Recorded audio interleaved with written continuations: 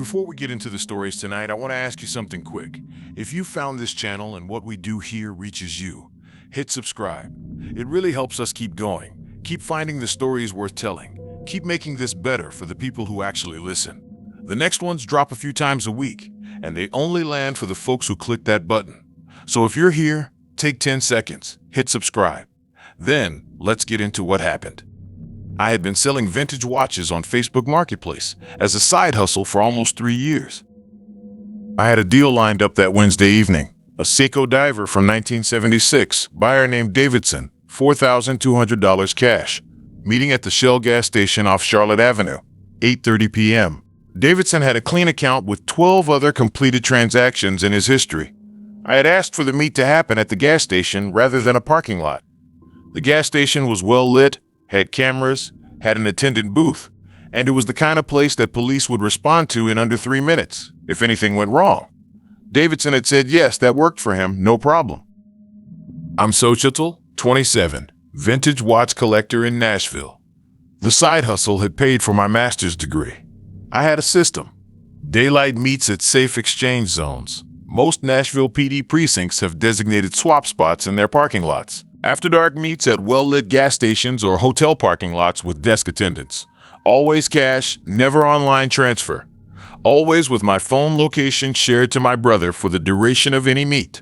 The watch in the case was a real-deal vintage Seiko in box and papers, fully serviced, asking price negotiable. I parked in pump 3 at 8:25. I went inside the gas station and bought a Diet Coke and a sweet tea from the attendant. His name was Marcus. I had been to that station before. I knew him by face. I told Marcus I was doing a Facebook Marketplace sale at my car in 5 minutes. He nodded. He said, "Y'all be careful out there, none." He said he'd watch. At 8:30, a black sedan pulled into pump 4, 2 over from me. Davidson got out of the passenger side. A second man got out of the driver's side. Davidson was a small white man in his 30s, wearing a navy windbreaker. The second man was bigger, 6 foot something, gray hoodie up, hands in front pocket. Davidson walked over.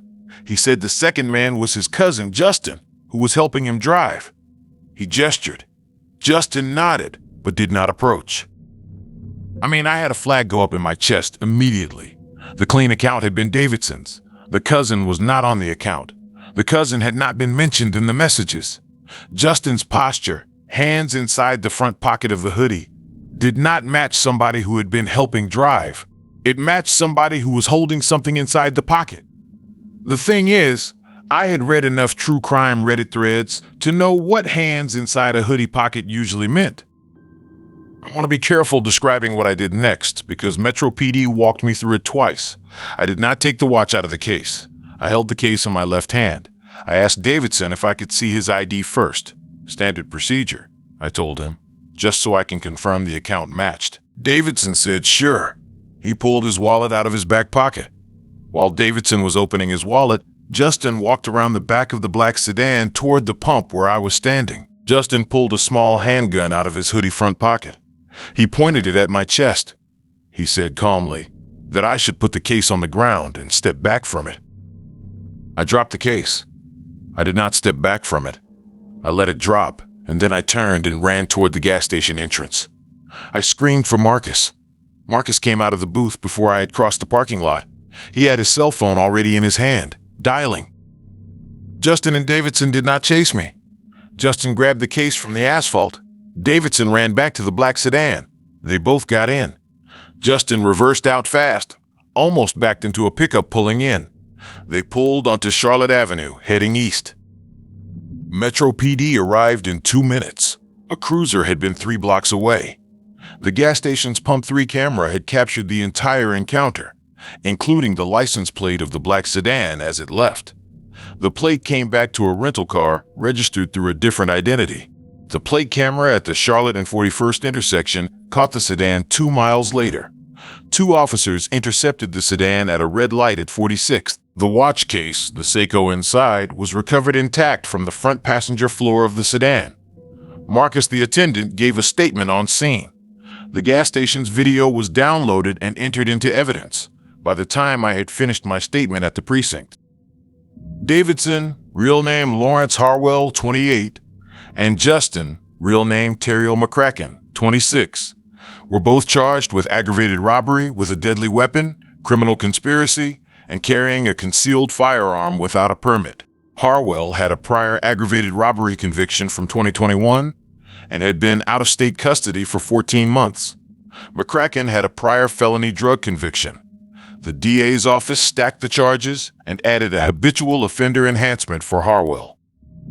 Convicted at trial 7 months later, Harwell sentenced to 6 years state prison plus 3 years supervised release. McCracken sentenced to 4 years state plus 3 years supervised. Both received a lifetime ban from Facebook Marketplace at platform policy level. Meta updated its platform policy in 2024 to permanently ban accounts associated with criminal conviction during a marketplace-arranged transaction. Both convictions triggered that platform ban. Both also received a Davidson County ban from any retail commerce involving online arranged Meetup. The Seiko was returned to me 8 weeks after the trial.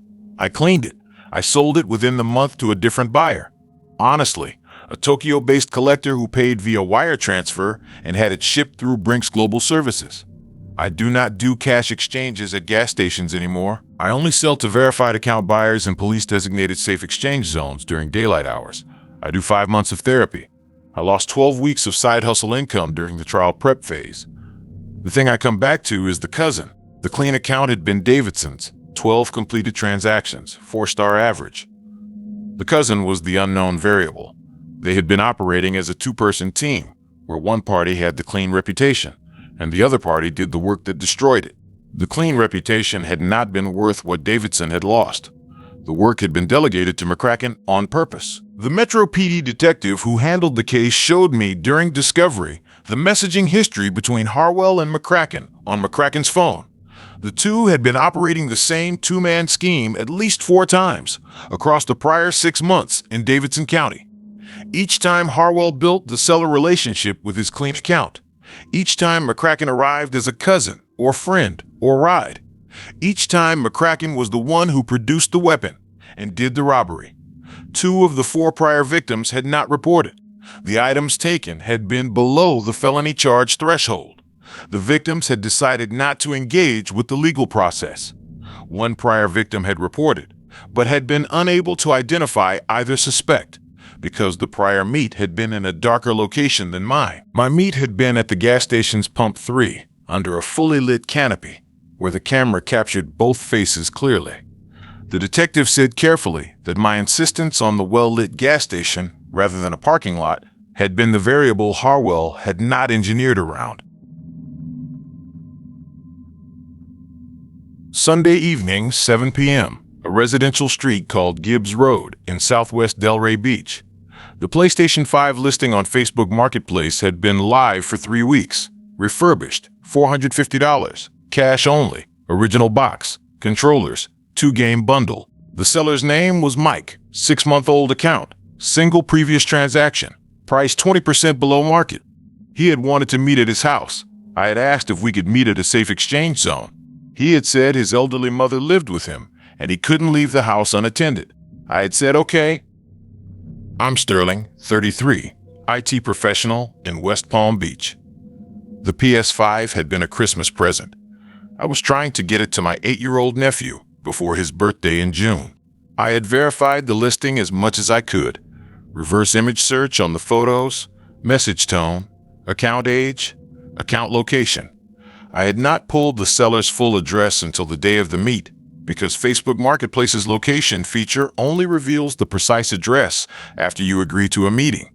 I had pulled it Sunday at 6 p.m. Gibbs Road was a residential street in southwest Delray Beach.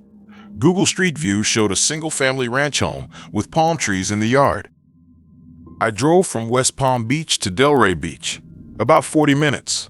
I stopped at a Wawa off I-95 for a coffee and a sandwich on the way down. Honestly, I was running early. I parked in front of the address at 6:58. I had $450 cash and 50s in my front pocket. My phone was on location share with my brother. My brother and I had agreed during the past year. Since I had read about a few marketplace meetup incidents in South Florida, we would always share location during any meets like this. The location share was active. The house was dark, the porch light was off.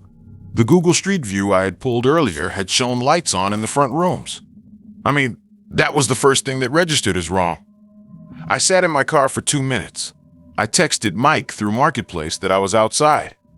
2 minutes passed. No reply. I called his Marketplace voice number. No answer. 3 men came out of the side of the neighboring house. Not the address I had been given. They walked toward my car. They were in their late teens, dark clothing, hoodies up. The lead man approached my driver's side window. He gestured for me to roll it down. I want to be careful describing what I did in the next 8 seconds. The police walked me through it 3 times. I did not roll the window down. I did not open the door. I started the engine. My keys had been in the ignition with the engine off, and I put the car in drive. The lead man's hand was on the door handle. He tried to open it. The door was locked. The 2 other men came up to the passenger side. One of them tried the passenger door handle, also locked. I put my foot on the brake. I pressed the panic button on my key fob. The car alarm started. Horn flash, headlight flash. I had not pressed it before. The alarm carried through the residential street loud enough to alarm 2 neighbors. I saw a porch light come on across the street. A second porch light came on next door to the Gibbs Road address. The lead man swung a fist at my driver window. The glass did not break. Modern automotive glass is laminated. The hit cracked the surface, but did not penetrate. The man swung again. The second hit fully cracked the glass, but did not punch through. I took my foot off the brake and accelerated. My car pulled away from the curb. The lead man's hand was still partially on the door handle when I accelerated. He let go. I drove down Gibbs Road at 20 miles an hour with the alarm still wailing. I pulled into the parking lot of a 7-Eleven half a mile away. I called 911 from the parking lot. My brother had already called 911 based on the panic button activation. He had received the notification through the location share app. Palm Beach Sheriff's deputies arrived at the 7-Eleven in 9 minutes. They took my statement. They sent 2 cruisers to Gibbs Road. The 3 men had fled before the cruisers arrived at Gibbs Road. The deputies canvassed the neighborhood for cameras. 3 of the houses on Gibbs Road had Ring doorbell cameras facing the street. All 3 cameras had captured the encounter at my car, and the 3 men's flight on foot through the backyards of 2 adjacent houses. The investigation by Palm Beach Sheriff's Office took several months. The address that had been listed on the Marketplace post was a foreclosed property, one that had been vacant for over a year. The Facebook account Mike had been created 6 months earlier using a stolen identity. The Ring camera footage was sufficient to identify the lead suspect, Kamari Stokes, 22 years old. He had been arrested 2 months earlier for a separate aggravated battery charge in West Palm Beach. That charge had not gone to trial yet. Stokes was charged with aggravated battery, attempted armed robbery, criminal trespass, and criminal conspiracy. He was held without bond. 2 of the 3 accomplices were identified subsequently. Stokes had texted them about the Gibbs Road meet through his cell phone, and the phone records were entered as evidence. Both accomplices were arrested approximately 6 weeks after Stokes. Both were charged with criminal conspiracy and accessory to armed robbery. Stokes was convicted at trial 9 months after the arrest. 8 years state prison plus 4 years supervised release. Both accomplices were convicted to 5 years each. The Palm Beach Sheriff's Office told me during the trial prep interview that my Gibbs Road incident was the 7th in a months-long pattern, one they had been investigating across Palm Beach County. The pattern was foreclosed property address listed as the seller's location, multiple suspect ambush during the meetup, target chosen for high-value resale items. 2 prior victims had been beaten badly. None had been killed. 2 prior victims had had their cars stolen. I had a concussion and a broken nose from the second hit on my driver window. The laminated glass had cracked inward and pressed against my face when I had ducked. I had 9 weeks of physical therapy for some neck soft tissue damage. I had 6 months of weekly therapy. My PS5 nephew present plan was pivoted. I bought him a new PS5 from Best Buy 2 days after the incident at full retail price. I told him about the bad guys generally, without specifics. He turned 8 a week later. The thing I come back to is the porch light. The Google Street View I had pulled 6 hours before the meet had shown lights on, in the front rooms of the address. The night of the meet, the porch light was off. The whole house was dark. The lights had been the visible cue that the address was occupied and legitimate. The dark house had been the visible cue that something was off. I had registered the dark house, but I had not exited the car immediately. I had been on time and had wanted to give Mike the benefit of the doubt that he was just upstairs. The 8 seconds between the men coming around the side of the neighboring house and my pressing the panic button were the 8 seconds where the encounter could have ended any number of ways. The panic button had been the right decision in retrospect. It had drawn the porch lights of the 2 neighboring houses. Without those porch lights, the 3 men might have had more time to break the laminated glass. The Palm Beach Sheriff's months-long probe disclosed additional pattern details at sentencing. The 3 suspects had been operating across an 11-incident pattern over the prior 6 months. 8 of the 11 prior incidents had involved foreclosed property addresses as the seller location. 7 of the 11 had targeted PlayStation 5 buyers specifically. The recurring target choice was deliberate. PS5 listings attracted single male buyers carrying cash, the demographic the suspects had calibrated as both lucrative and physically resistible. 2 of the 11 prior victims had been killed. Both prior killings had been classified as armed robbery homicides. The suspects' prior charges had not been filed pre-arrest. The sheriff had been building the consolidated indictment. My Gibbs Road incident was used to anchor the indictment because my Ring camera footage was the clearest. The sheriff's lead investigator told me, at the sentencing hearing, that the Ring footage had been the variable that closed the consolidated case. The 2 killings became formal homicide charges added to Stokes' indictment 3 months after my Gibbs Road arrest. He was convicted on both homicides at a separate trial and is now serving consecutive sentences totaling 47 years. I was out in the driveway of my house in Tomball, Texas, one Tuesday afternoon, fixing to wrap up a Facebook Marketplace pickup. $1,200 cash for a rebuilt automatic transmission. An '06 F-150, scheduled 5 p.m. The buyer pulled in at 4:57. A black pickup truck. Another man in the passenger seat. I had been selling used truck parts out of that driveway for almost 6 years. Engines, transmissions, axles, brake systems, anything I had pulled from old Fords and Chevys I restored as a side business. The buyer's profile said he was from Spring, Texas. 3 years old, 8 completed transactions, 4.5-star average. The buyer got out. The other man stayed in the truck for about 90 seconds.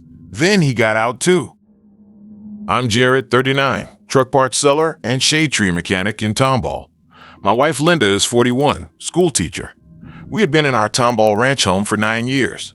My driveway had a covered carport at the back where I stored parts. The rest of the driveway was open.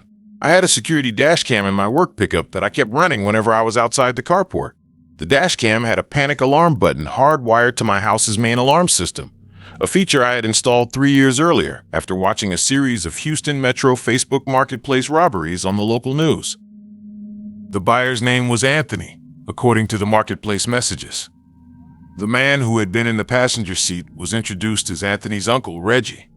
Reggie was probably my age, 6 foot something, hands in the pockets of a jean jacket. He stood about 10 feet behind Anthony while Anthony walked up to my driveway. I had Anthony inspect the transmission first. It was up on jack stands in the carport. I had pulled the bell housing off so Anthony could see the torque converter. Anthony asked good questions. He knew transmissions. He confirmed the year and the model.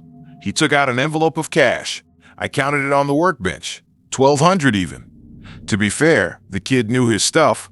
Linda had just come back from a Whataburger run before dropping by the house, so I figured we'd be done in time to eat dinner together on the porch. While I was counting, Reggie walked up to the carport from behind. He stopped about 6 feet from me. His hands were still in the jacket pockets. He said, conversationally, that he had a question about the bell housing bolt pattern. I turned my head to look at him. His right hand came out of the jacket. He was holding a small handgun. I want to be careful describing what I did next because the prosecutor walked me through it many times. I did not raise my hands. I did not step away from the workbench. I dropped to the floor of the carport and rolled under my work pickup, which was parked in the carport directly behind the workbench. The truck has 11 inches of clearance under the frame rails. I am 5'10". I fit underneath in about 2 seconds. I hit the dashcam panic alarm button as I rolled. The panic alarm button pings my house's main alarm system, which is monitored by ADT, which has a hardwired line to Harris County Sheriff's Dispatch. The alarm also activates a 120 decibel siren in the carport ceiling. The siren started. The dashcam recorded full audio of the entire encounter from the moment Reggie pulled the gun. Anthony picked up the envelope of cash from the workbench. He pulled the wallet from my back pocket. I had not been able to prevent it from being grabbed because I was already rolling. Reggie circled around the truck looking for me. He fired one shot at the truck's rear quarter panel, presumably as a threat to force me out. The shot hit the rear panel and went through into the truck's empty wheel well storage compartment. I stayed flat. Linda came out of the back door of the house. She had heard the siren. She was carrying the kitchen-mounted cordless phone. Honestly, she was already on with the ADT operator. Reggie saw Linda. He swung the gun toward her. He did not fire. He shouted at her to go back in the house. Linda did not go back in. She held the phone up so Reggie could see it. She shouted, "Y'all are on with Harris County right now. Get off my property." Reggie hesitated. Anthony was already back at his truck. Reggie ran for the passenger side. The black pickup reversed out of the driveway fast, hit the mailbox post on the way out. The dashcam captured the plate clearly as they reversed. Harris County Sheriff's deputies arrived in 7 minutes. I crawled out from under the truck. Linda was already at the foot of the driveway with the phone.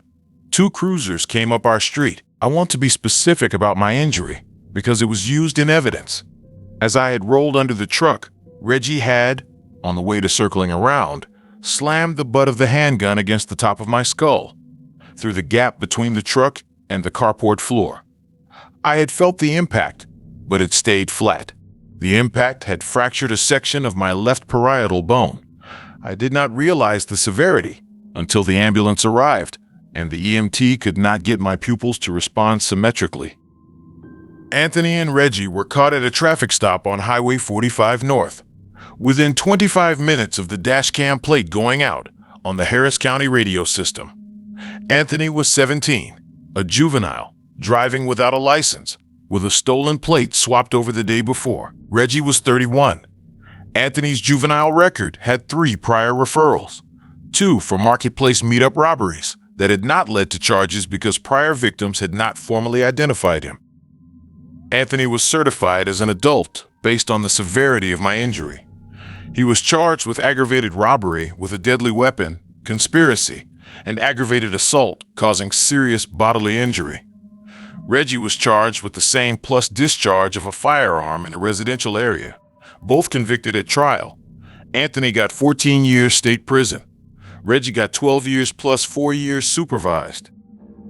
Harris County Sheriff's Office used my case in their internal training as a documented robbery by Meetup incident. My dashcam audio plus surveillance footage was used in 4 subsequent related cases, Klein, Spring, Tomball, and Sugarland, to establish the pattern at indictment. In each of those 4, the defendants pled rather than gone to trial. The Texas State Legislature in the 2025 session passed a Marketplace Meetup Safety Zone bill. The bill mandated safe exchange zone signage and registered camera coverage at all law enforcement safe exchange zone locations. The bill was named publicly during legislative debate as having been informed by a series of Harris County cases. My name was not on the bill. The detective who walked me through the case told me gently that legislators do not name living victims on legislation by convention. He said locally the bill is colloquially called Jared's Law by some Harris County deputies who worked the related cases. The bill became state law on September 1st. I had a skull fracture, left parietal, that required a surgical screw and plate stabilization, 14 weeks of recovery, 16 months of weekly therapy, 6 months of EMDR. I sell now through a registered Texas auto parts dealer license. I obtained the year after the trial. The verification process has stopped 2 suspicious buyers in the year I have been licensed. The transmission was returned intact. I rebuilt the bell housing and sold it through the dealer license 8 weeks later. The thing I come back to is Linda with the phone. She had been in the kitchen when the siren started. She had picked up the cordless and the ADT operator had answered before she had crossed the back hallway. She had walked through the back door with the phone held up. She had not gone back in when Reggie had shouted at her. The phone had been the thing Reggie had hesitated about. He had been ready to deal with me alone. He had not been ready to deal with a witness whose phone was clearly active. The siren had been the first decision. The phone had been the second. Holding her ground was the third. That's the one I think about. I had been under the truck. I had not been able to see her. I had heard her voice. I had heard Reggie hesitate. 3 or 4 seconds. Those 3 or 4 seconds had been the difference. The follow-up investigation revealed a broader pattern. The black pickup truck had been used in at least 6 prior marketplace meetups across Harris County over the preceding 8 months. 3 of those had resulted in injuries to sellers. None had resulted in a death. My dashcam audio was used as evidence in all 3 prior victims' reopened trials. Daylight clarity had been the link that closed the IDs. Linda and I have not done a single Facebook Marketplace transaction since the trial. The registered dealer license is the framework I operate under now. My average sale price is closer to $1,500 because I sell to commercial repair shops rather than private buyers. The volume is lower. The revenue is comparable. The risk is significantly different. I attended the 2025 Texas Legislative Committee hearing where the Safe Exchange Zone bill was discussed. I sat in the back. I did not testify. A legislative aide later thanked me by email for the dashcam audio entered into the committee record. The bill became law. I attended one of the Safe Exchange Zone signage installations at the Tomball Police Substation 3 months later. I shook the deputy's hand. I did not stay for the photograph. Linda and I drove home in silence. We did not turn on the television. I think about those 3 or 4 seconds every time I hear a siren on our street. There has not been a siren on our street since. I am grateful for that. I do not take it for granted. If these stayed with you, hit subscribe. There are more like them coming. And if you've got a story that fits this channel, leave it in the comments. I read them.